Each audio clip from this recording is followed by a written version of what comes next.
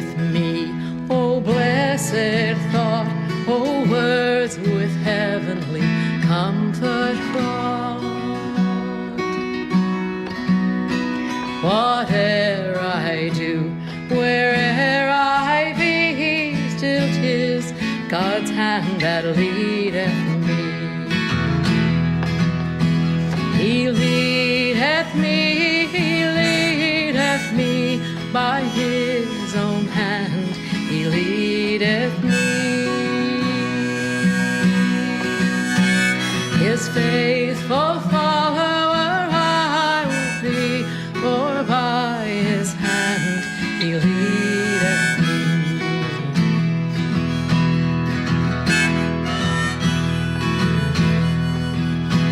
Lord, I would clasp Thy hand in mine, nor ever murmur, nor repine.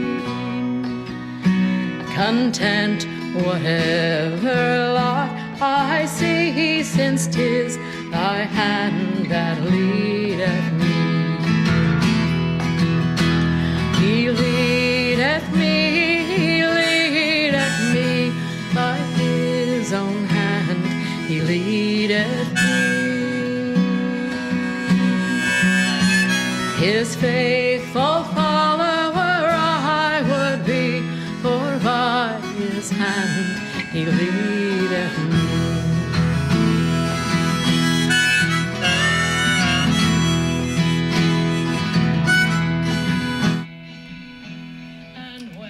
Hey everybody, welcome to Vespers. We're so glad that you have joined us this evening, a chance when we can be together and gather even though we're distanced and be reminded that we are not alone. So tonight we begin by lighting this candle, celebrating the presence of Christ who is in us, among us, and beyond us.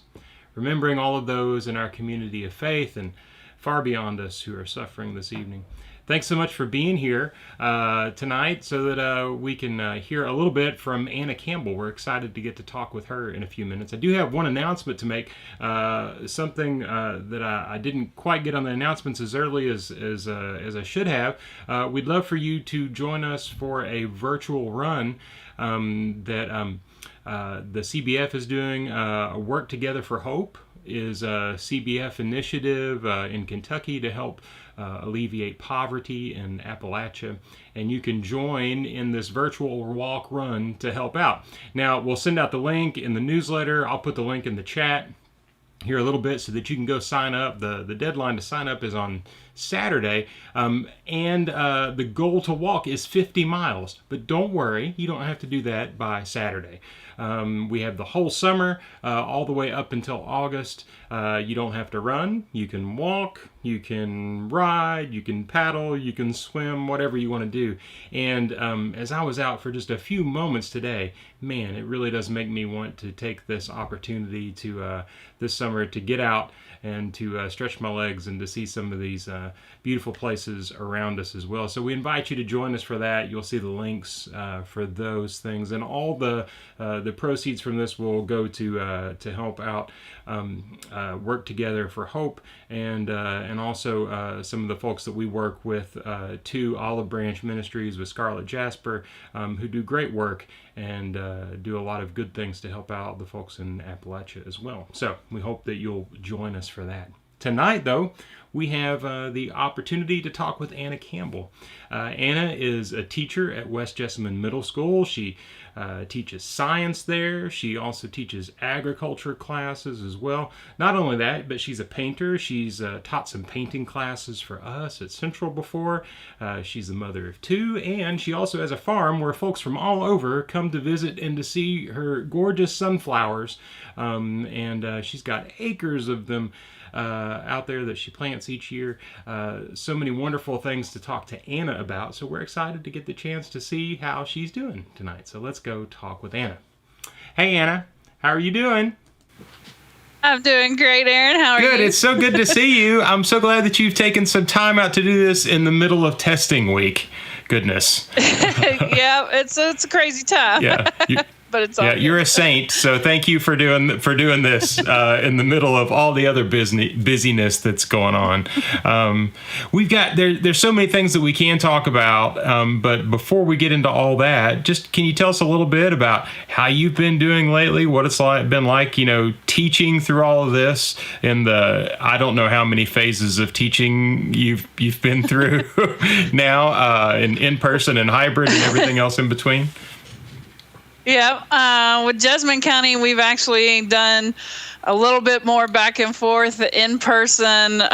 We tried that for a little bit and found out we had too many shortages in staff with having teachers quarantined and whatnot, with not enough subs, because most of our subs are retired teachers, so they didn't want to put themselves in the front line of it all.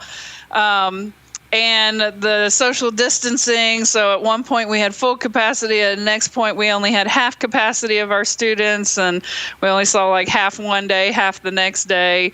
And then we went online, and it was really the back and forth that was really tough at the beginning of it, was not knowing where we were going to be in 2 weeks, because it seemed like it was a 2-week rotation just when we start to get into the groove of the new style of teaching.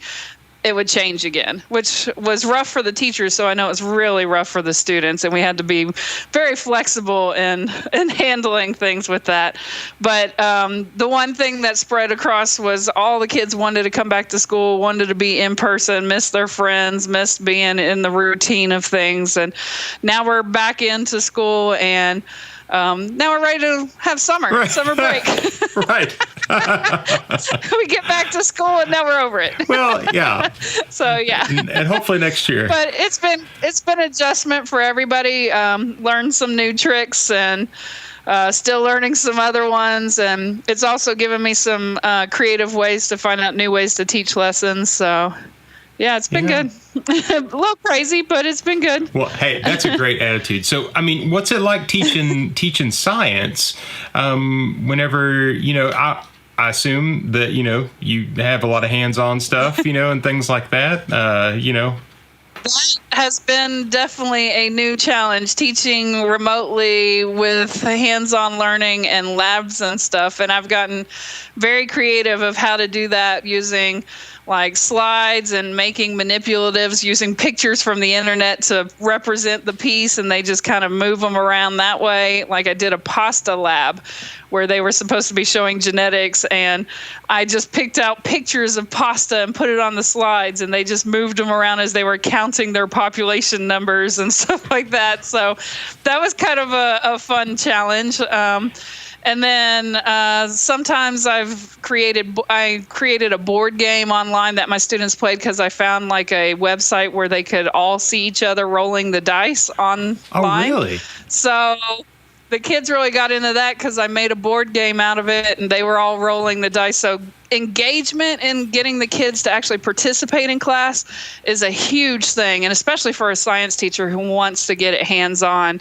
And sometimes I would make kits and have them pick them up at school. Like when we did chemistry, I did marshmallow kits that they would pick up at school. And some of the kids get them, some of the kids don't. So it's like, what do we do there? And Right. It's been a challenge, but for me, I like the challenge of trying to think outside the box. So I tried to embrace that quite often. Oh, well, that's awesome, though. Those sound like some great projects, Yeah. Thank God for teachers who are working so hard in the midst of this to try to help kids keep on staying engaged and learning. So thank you. Yeah. And we have found that we've had to teach not just our students, but their parents as well. So that's been fun. Right. Yeah. Because we know the parents are at home trying to help their kids, and we've got to help the parents who are getting frustrated when they're trying to do their own thing as well. So it's all around. And just my line for the entire year was, it takes a village. This is when we find out that it takes an entire village to get it all done. It does. Yeah. And it's good to be reminded, and it's a little frustrating to be reminded how interconnected we all are, how much we all really do need each other, and we're not alone in this, whether you want to be or not, Exactly. So, yeah. Exactly. Well, It was a different getting back into science from ag, and I loved ag, and especially as crucial as agriculture is, even during the pandemic and everything, it's still an important essential job for people to do. So, and my students all missed it, so I try to give them that real world application of the science that we're learning by relating it back to the agriculture lessons. That I think I had an advantage over most teachers this year because I taught most of my students last year as 6th graders. So when I was teaching agriculture, and then this year I got them as 7th graders for science. And so knowing them ahead of time and not having to build that relationship kind of gave me an extra edge this year, and being able to reach my students where some of my coworkers were challenging and trying to get to know the students first. So yeah, you don't think about that, how hard it is to build rapport with folks over this kind of medium, well, yeah. And like I can see your face, but most of the time when I'm teaching a class, I see little dots with pictures, and that's it. Right. Right. So I'm used to interacting with my students, and when all I get is a dot, it's like, oh man, come on, show me your face at least for 5 seconds. Yeah, it takes a lot of work to try to be engaging across the screen, and I can't imagine with looking at all those tiny dots what that's like. It's been an adventure for sure. Well, tell me, how long have you been at Central for? Oh man, I was trying to think about this the other day, how long I'd been at Central. Let's see, I got married at the old Central building next to Central Baptist Church in 2003, and I had been attending Central a little bit longer than that, so probably since, I'd say about 2000, maybe even a little bit earlier, but I think 2000. Well, so, yeah. I won't try. That should be easy math. 21 years. At least. Yeah. Oh, well, that's great. Well, so tell us too a little bit about some of the other things you do. You teach, but you've taught painting classes for us at Central, and you've got a farm. You also teach agriculture, but then you have a farm, and you have all these sunflowers we know about and all this stuff. A lot of things. Yeah. Yes. So when do you sleep? Is the question, I think. That is a good question.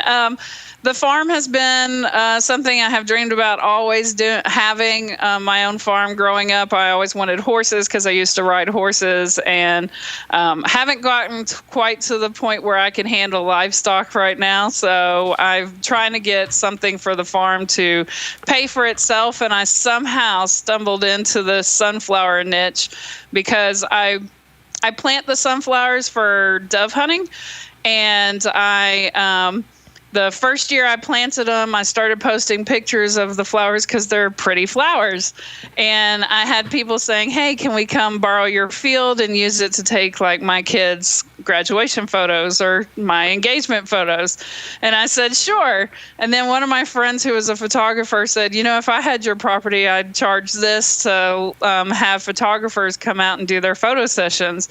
And each year with that support coming in, it's just made me make the flower fields bigger and better every year. And so now it's gotten to the point where last year I was published as one of the top 20 things to see in 2020 in the Kentucky Monthly magazine. I've been on several blogs and travel websites that have dubbed me the most Instagrammable spot in Kentucky. That's awesome. It's been crazy. I now can't go places where if I start talking about sunflowers, they're like, oh, I know this farm. And then I'm like, yeah, that's my farm.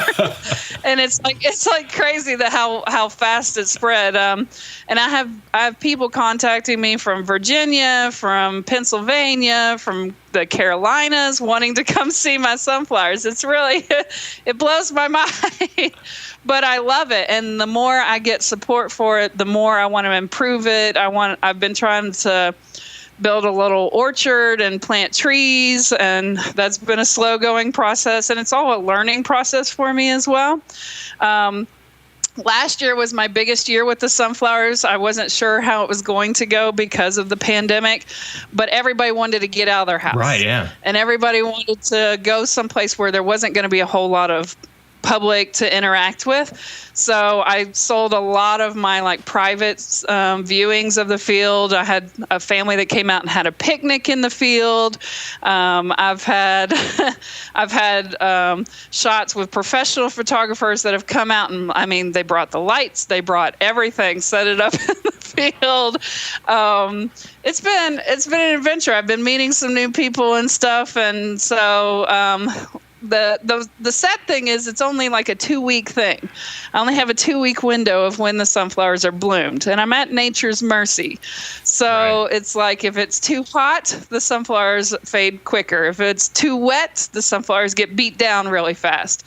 So I'm trying to turn it into a little bit of an instructional thing as well on my farm site, and we're building a new website for this year as well. So on the site, I like post as soon as we plant, which we're going to be doing this week. And then I start posting updates of how it grows and being a science teacher, I give lessons on how the plant is growing in my posts, and talk about how sunflowers are heliotropic and how they follow the sun until a certain point, because I get asked all the time. They're like, well, they're all facing this way. Do they still continue to move? But once the bloom actually opens, they stay facing east. And so that's where they get the most sunlight throughout the day. Wow.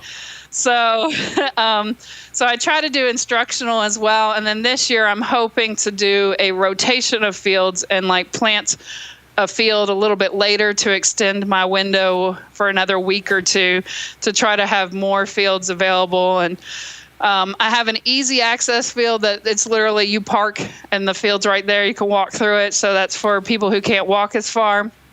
And then my back fields, I like to think of as like a short trip to, similar to like Raven Run is what I'm trying to set up the back field to look like. It's a small hike, about a half-mile round-trip hike. You do have to cross the creek, so it's about ankle deep as long as it hasn't rained. If it's rained and it's too deep, I don't let people go over there for safety. And those are my 2 biggest fields of sunflowers, and I usually plant about 20 acres of sunflowers. Oh my gosh, I did not realize you were doing 20 acres. Yeah, it's close to that. And then like last year I had people texting me pictures of this like sunflower grotto, this circular sunflower setup. And so we tried to do it last year, but we accidentally overburned the pathway.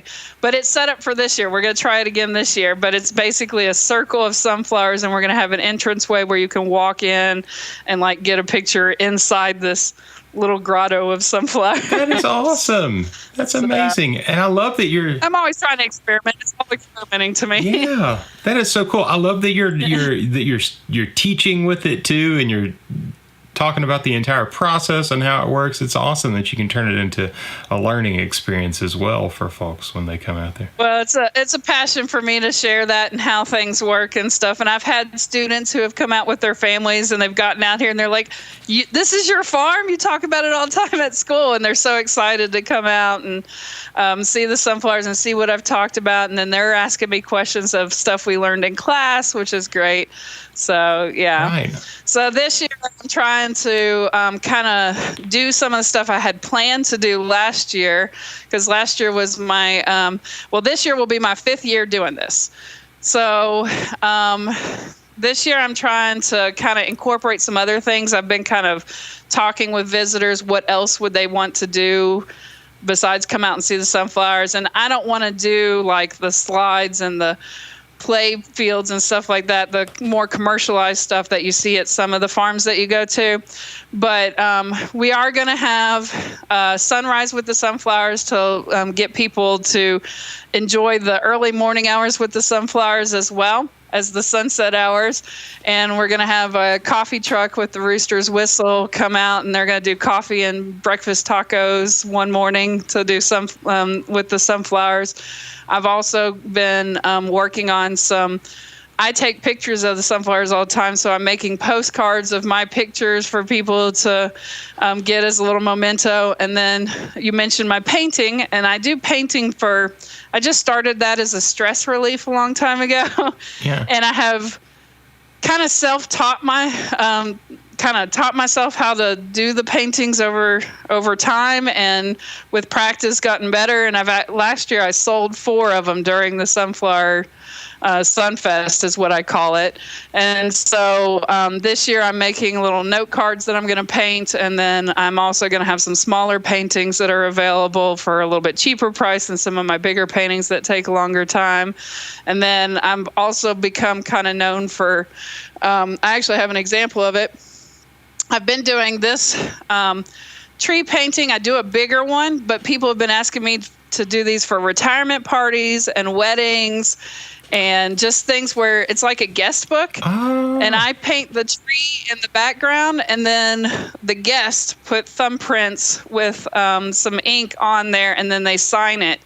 And so I've done 3 weddings. They've done this as their guest book, and so it's a little memento that they can hang up and has all their guests fingerprinted on the tree. Yeah, oh, that's awesome. As inks and stuff. So that's been a thing, and I've done it for 2 retirement parties and did it for 1 funeral, and so some people have been commissioning me to do that. That is really cool. So. I love that.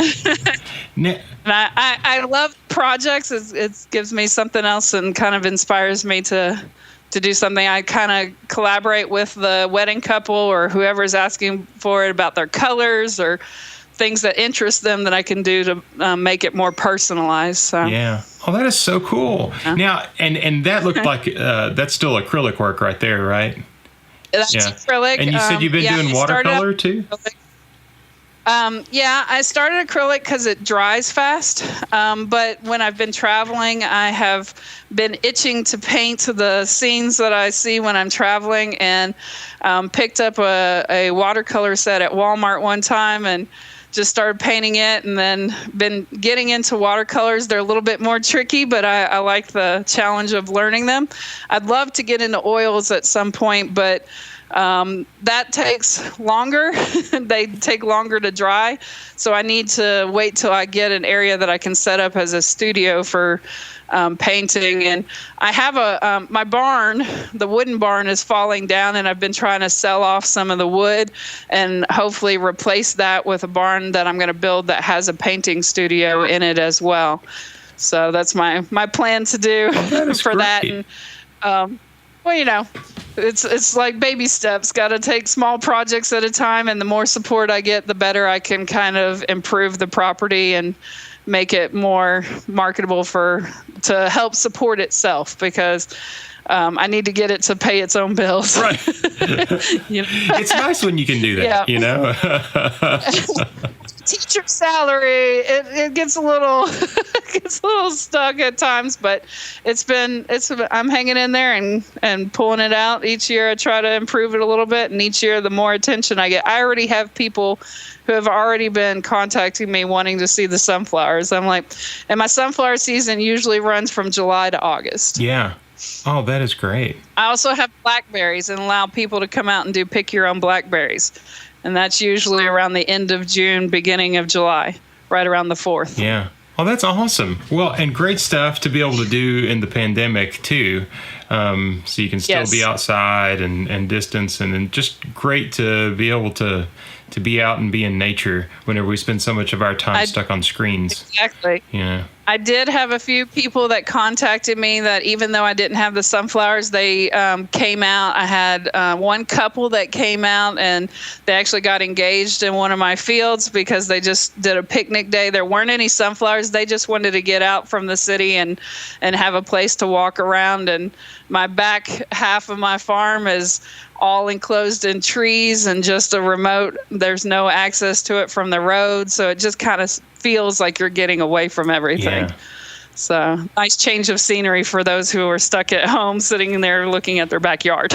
Yeah. Oh, that's wonderful. Yeah. Well, I know there's been a lot of difficulties during this time, as you know, everybody's tried to find their way, whether it's teaching and then running a farm and taking care of kids and all this stuff. Have you found any bright spots in the middle of this this time this year? What have been? Has there been anything that's kind of stuck out and you thought, oh, this is actually a good thing about this? I honestly have just kind of enjoyed having my own little corner of the world away from everything. Having a spot where I can be outside and not worry about running into people when things first started happening, gave me more time to focus on my property and get things trimmed up the way I wanted to, gave me more time to think about projects to do around and work on projects around. I'm one to embrace challenge, so I kind of like the challenge of finding different ways to reach my students and teach them. And for me, I guess I've been kind of positive and upbeat about it all, and I used to work in virology, so it was an interesting process for me. And my friends were constantly contacting me, asking me, what do you think of this? And what do you think of these things? And so kind of pulled out some of my virology knowledge there. And so, yeah. I didn't know you worked in virology before. That's awesome. Before I became a teacher, I worked six years for UK Livestock Disease Diagnostic Center in virology and did all the blood testing for the race horses and sales at Keeneland. And when West Nile broke out, I helped do research on West Nile, testing all the mosquitoes and dead birds and everything else. And then when the mare reproductive loss syndrome hit Kentucky and they were losing their foals and it really devastated the horse industry, both my mother and I were researching why that was happening. With whether it was a virus or a bacteria, and I worked really closely with her lab at the Gluck Center, and actually they ended up discovering that it was due to a bacteria that was on the hair of caterpillars. Oh my goodness. So that were living in cherry trees. So yeah. Oh my gosh. So it was an adventure. Yeah. Wow.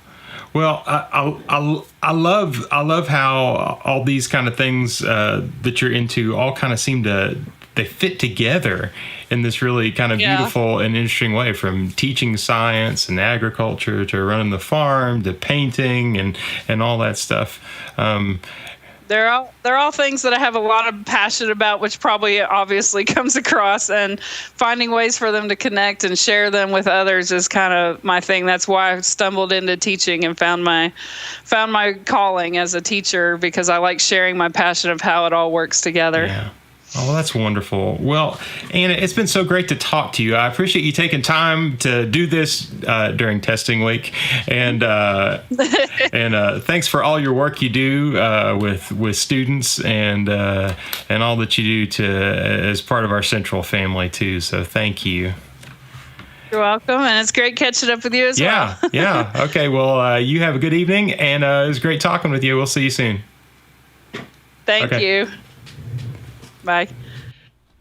Thanks so much, Anna, for taking time out to be with us and to share with us all that you've been up to, and the great photos of your farm and your paintings, and to hear all that you've done as a teacher this year. Thank you so much. It really was a joy to get to be with you and to hang out and to find out a little bit about what's been going on there too. So thanks for doing that.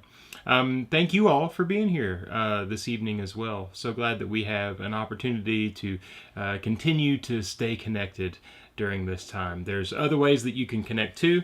Go to our website and you can find Zoom groups that are meeting, whether that's baby boomers, Thursday school, other Sunday school classes that are meeting at various times, Queer Conversations group that started on the first Thursday of every month. We hope that you'll look at those opportunities and you can find folks to contact so that you can get involved as well. We'll be back here for another virtual worship service on Sunday, and we'd invite you to join us back again then as we worship together this Sunday. Thanks again, and we hope to see you soon. Go in peace.